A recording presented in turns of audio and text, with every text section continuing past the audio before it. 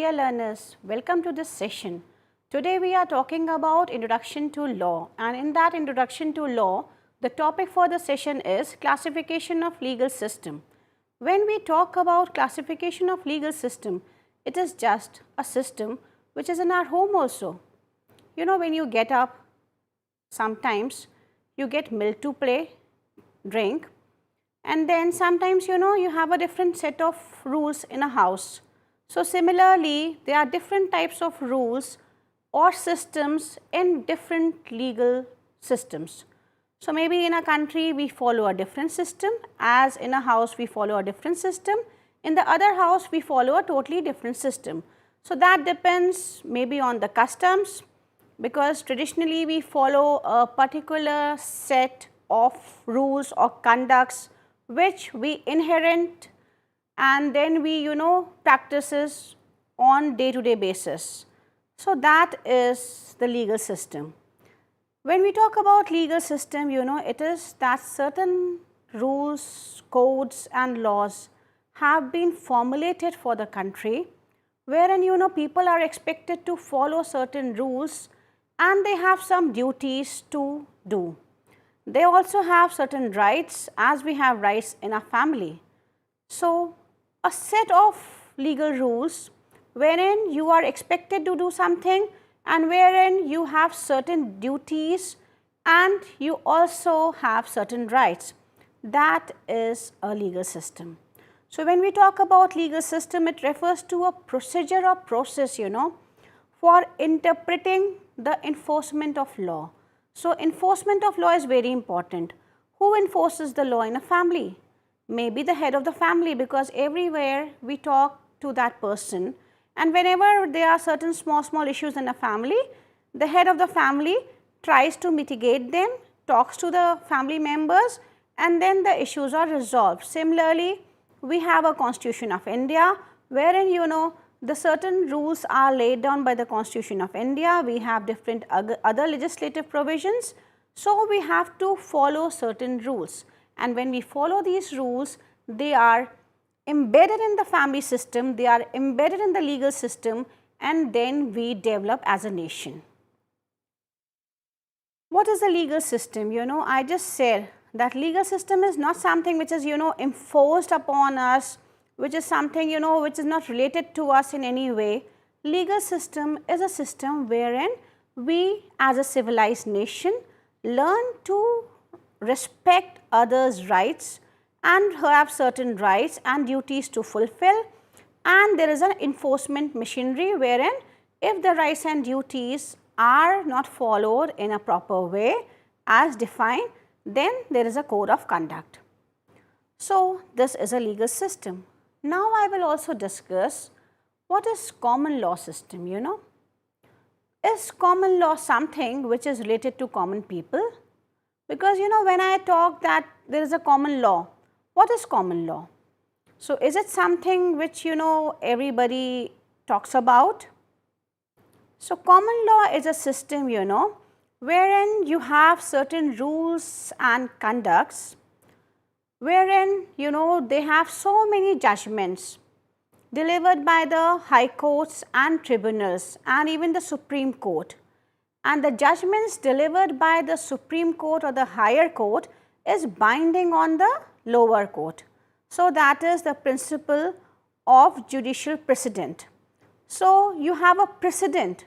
You have to follow certain decisions in the coming judgments also. Then composition of judicial institution is also very important. And when I talk about the features, first I will just tell you that these are the features and then I will discuss them one by one. So the second is composition of judicial institutions, and this is very important. Then we have adversarial system of court proceeding and the role of judges. This is another feature of a common law system. Then importance of acts, statutes and other legislation. So all these features we will discuss this one by one. I will also tell you that what are the countries who are following these common law features. India is one country. Then few examples are of Australia, Bhutan, UK, Hong Kong, New Zealand, United States, some parts, and then Singapore. So we are common law countries. Why are we common law countries? Because we were a colony of British and the Britishers have developed this common law principles. Then the authority of the judgment is very important, you know. As I said that there is a procedure of judicial precedent. Judgments of the higher court are judicial precedent and they must be followed by the lower court in similar cases. So, while interpreting any law, you have to follow the previous judgments of the courts. Then you should also know that if a related case, the ratio decidendi of the case is very important. If the related case comes up before any other court and the Supreme Court has already given a judgment on that issue, then the same judgment will be preceded and it will be said that the judgment will be adhered to. So, it is very important in common law countries because they follow the previous judgments. Then composition of judicial institution is also very important, you know. The judges of the courts are highly skilled persons who have specially studied law and possesses practical experience. And there is a procedure wherein you are appointed as a judge. So, for a trial court or a district court, you have entrance exam, then you have to have certain number of experience and then only you can become a judge. It is not that a medical professional without having a law degree becomes a judge in a common law country. Then adversarial system of court proceeding is followed in common law countries. And this is, you know, what makes it different from a continental law country, and I will just discuss what is continental law after a few time. You know, court proceedings are focused on adversarial nature, you know, wherein you have two parties and both the parties engage advocates who act like adversaries in the court. Say so, there are two advocates, they are talking about their clients, they are representing their clients in the court and the judges are giving judgments on the basis of the evidence produced in the court. So, the judge has to interpret the law, the judge has to look at to the evidences produced by the lawyers and then they decide on the matter. Then Act Institute passed by competent authority is very important, you know, because as I said that India is a common law country. So, wherein, you know, there are some gaps in an act or a statute, then the judges have the power to interpret and fill these gaps. Have you heard about the Vishakha judgment?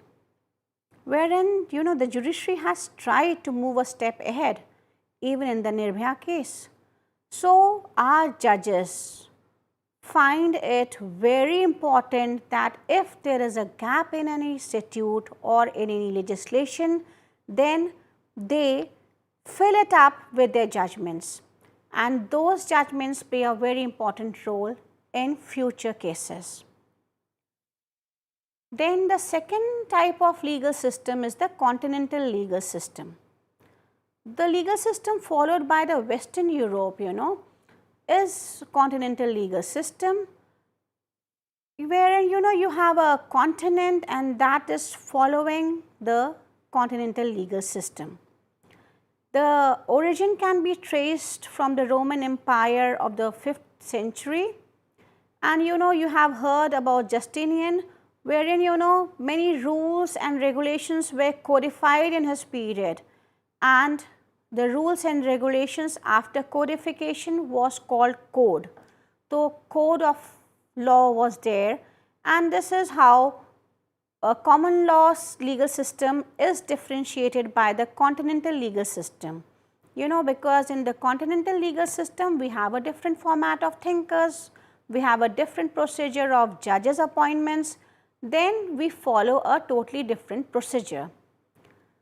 Legal systems spread over all Europe including England for some time because later on England had a different system. Then era of colonization was there in the 17th and 18th century and this is where, you know, the countries had their own legal system. Then this type of system is present in many countries of Southern America and few parts of African countries. This legal system is very important, because importance of acts, statutes passed by the parliament or competent authority is very important. Then when I will be discussing, I will also discuss about the composition of judiciary. How is it different from the common law system? Then power of the judges to make law, and then the inquisitorial approach of the court proceeding. As in India, we have in certain tribunals. The judges who are a part of a tribunal sometimes from adversarial become inquisitorial, because they try to find out the truth. And while discussing, we will discuss it further, that what are the benefits of the continental legal system. As I discussed, the first feature is importance of acts, statutes passed by the competent legislature. This is very important, In the common law system also, you have certain rules to follow. You have a parliament which makes a law, and then a judiciary who interprets the law. While interpreting in a common law system, if there is a gap in any legislature, then the judiciary will fill up the gaps.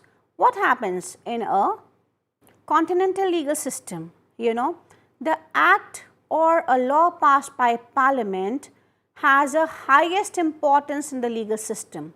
Authority of the competent legislature is to assimilate the scattered rule and then draft them according to the modern conditions and get them passed in the parliament. So this is called codification of rules. There are certain rules and regulations in the interest of people. You just have to codify them, you just bring them together, and then you make it the law of the land. So this is the continental legal system. Then composition of judiciary, I just said that in a common law system, what will be the judiciary?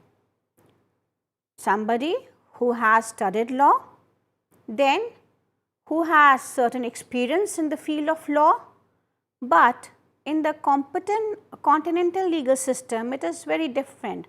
A person from a very diverse field can be a judge. So he might be having a specialized knowledge of a particular field. Suppose we have cases related to medical, then maybe a medical practitioner will hold the position of a judge.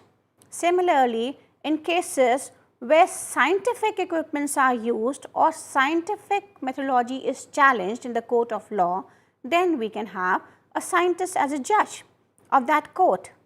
So engineer, doctor, scientist and astronaut, anybody can become a judge, and this is the beauty of the continental legal system. You may not have the legal experience, you may not have studied the law books, but still you become a judge in a continental legal system because you have an expertise which is needed for that particular case. Then the power of the judges to make law is very important, because as we have judicial precedent in the common law system, wherein if a case comes up in the court of law and a similar case has been decided by the higher court, then that higher court's decision will be binding on the lower court and will be applied in a common law system. But this is not so in the continental legal system. Judgments are given by the judges in other cases, but they are not bound by them. Then the judgments given by the highest court of appeal in France are not binding on all courts of France. So this is a difference between a continental court and a common law court, wherein you have different rules you have to follow. The judicial precedent in a common law court, wherein in a continental law court you don't have to follow, you can pass your own judgments, and that can be totally different from the earlier judgment or totally new than the earlier judgments. So you are not bound by the earlier judgments. Then this is very important, inquisitorial approach of the court proceeding, because when you talk about inquisitorial approach of the court proceeding, it is very important. But we can do it in continental legal systems where the number of judges as per population are more. But in India or other common law countries wherein we have thousands of people and one judge, then inquisitorial approach of court proceedings may be very difficult to follow or practice, because the judge is very inquisitive. He will just not depend on the evidence produced by both the advocates in an adversarial court, but here he will, out of his quest for knowing the truth, can go to the scene of crime, can collect his own evidences and then give a judgment. So, this is very important, and we have also witnessed few cases wherein the special courts have been formed and the special courts have been empowered to play an inquisitorial approach, wherein the judges do not only rely on the evidences produced by the parties, but they try to find out the truth in the case. So, in the continental legal system, the truth is not only the responsibility of the advocates, but truth finding is also a responsibility of the judge.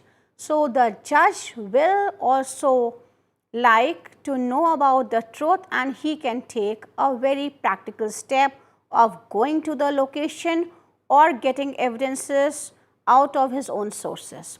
So, this is the difference between the common law system and the continental legal system. Then collection of evidence is very important, as I said, that the truth has to be established, and the judge has to believe that this is the real truth, and he can find out if he has certain doubts. Then I just said that the difference between common law system and continental law system can be discussed on the authority of the judgments, wherein authority of the judgments in a common law system is binding on the lower judiciary, whereas in the continental legal system the authority of the judgments is not binding on the other courts. Then composition of judicial institution is very important, wherein for a common legal system you should have a law degree, and then you should have a number of experience, and then you have to clear certain examinations and interviews, and then you are selected as a judge. Whereas in a continental legal system, anybody from diverse field, a scientist, a painter, an artist can become a judge in a court proceeding. Then system of court proceeding is also very different. Then importance of acts and statutes is also very important, because in a court proceeding, in an adversarial system, the evidences produced by both the lawyers are important, and on that basis only the decision is taken by the judge, wherein in a continental legal system the judge can be very inquisitive, and he can also find out the truth and find out the real case, and on the basis of the real findings he can give his judgment.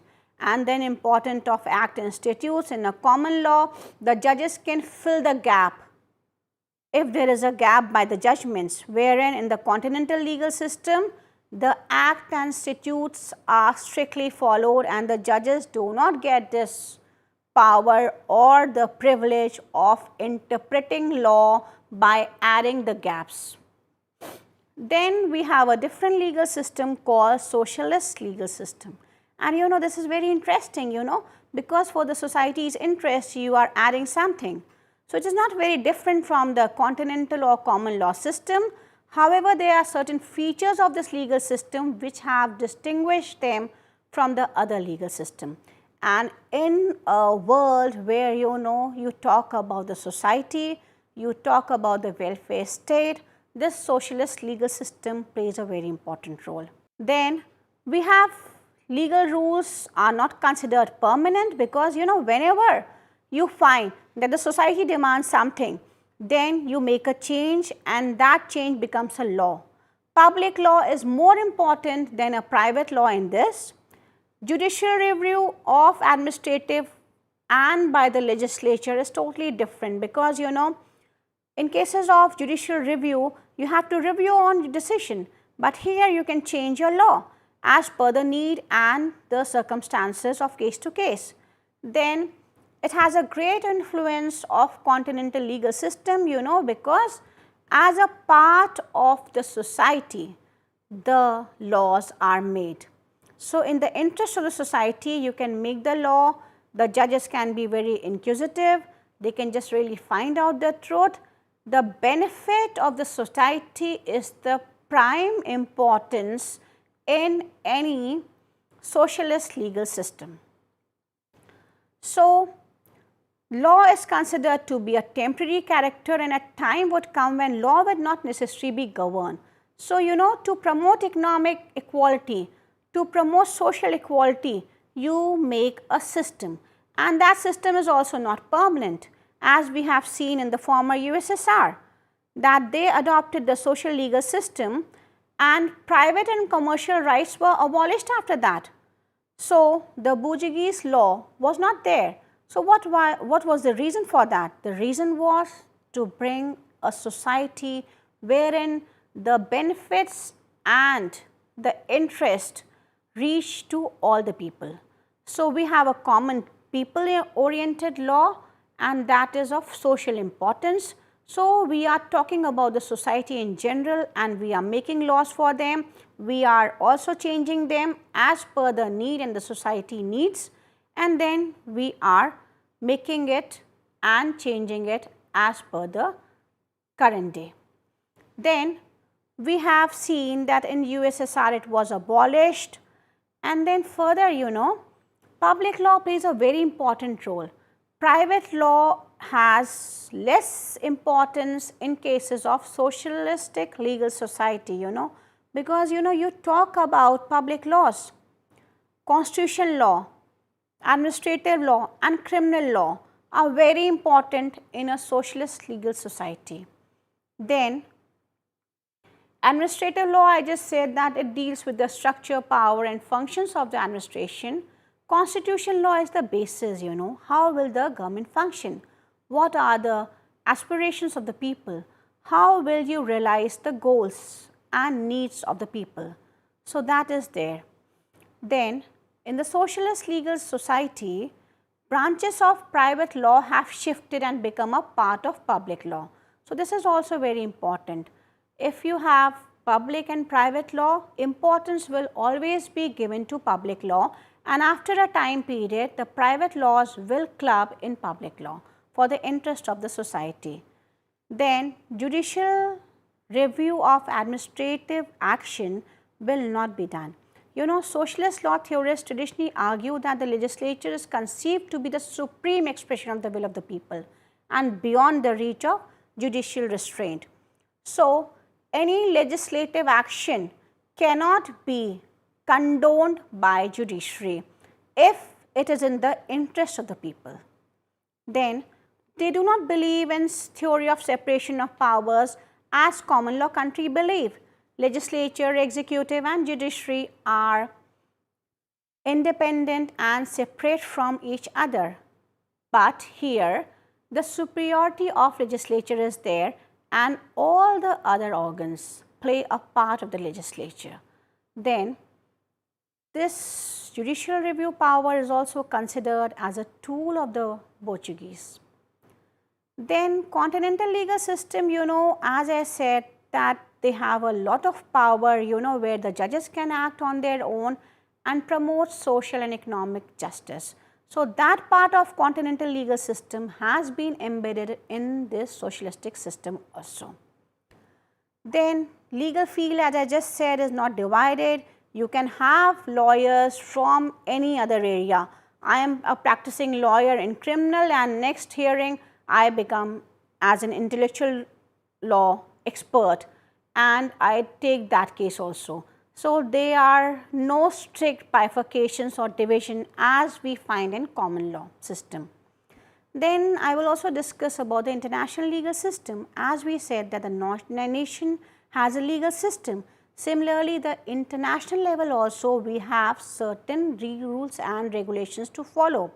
We follow certain organizations and we are bound to follow certain rules as we have signed a treaty or we are part of United Nations, and these legal systems can be in the form of treaties. If we are a party to United Nations, then European Union and South Asian Association for Regional Cooperation. So, it can be any of these, As a country, I am a part of United Nations, so I have to follow the rules, the charters which the United Nations have given to all of us. Then, it is very important to have international peace and security. If you do not follow an international legal system, then there are conflicts. So, in the form of treaties, two nations can agree and disagree and come to a conclusion in the form of treaty. 5 nations can also join together and come in the form of treaty. But when we have a United Nations, then all the nations have to adhere to it, because the purpose of United Nations is to have peace and cooperation among all nations. Then European Union, because in Europe, you have a European Union wherein you get certain privileges by the European Union and then you also have certain duties. So, in this system, we have seen that we have so many structures, in a common law country, there is an adversarial system, where in a continental law country, we have a procedure where the judge is very inquisitive and he will try to bring out the facts and the truth if the evidences do not bring them to the board. Then in the socialist country or in the socialist legal system, we have rules and codification for the society. So, the laws change as per the need of the society. It is not a very stringent law and it cannot be amended. The amendment will take place by the legislature and legislature plays a very important role. So, by this we can explain the legal systems, and this is how we can classify the legal system of our country and even at international level, because we follow some traits of continental legal system, some traits of common legal system and some traits of socialist legal system also. Similarly, the other countries of Europe also follow them in a broader way. So, this is how we have discussed legal system and their classification. Thank you.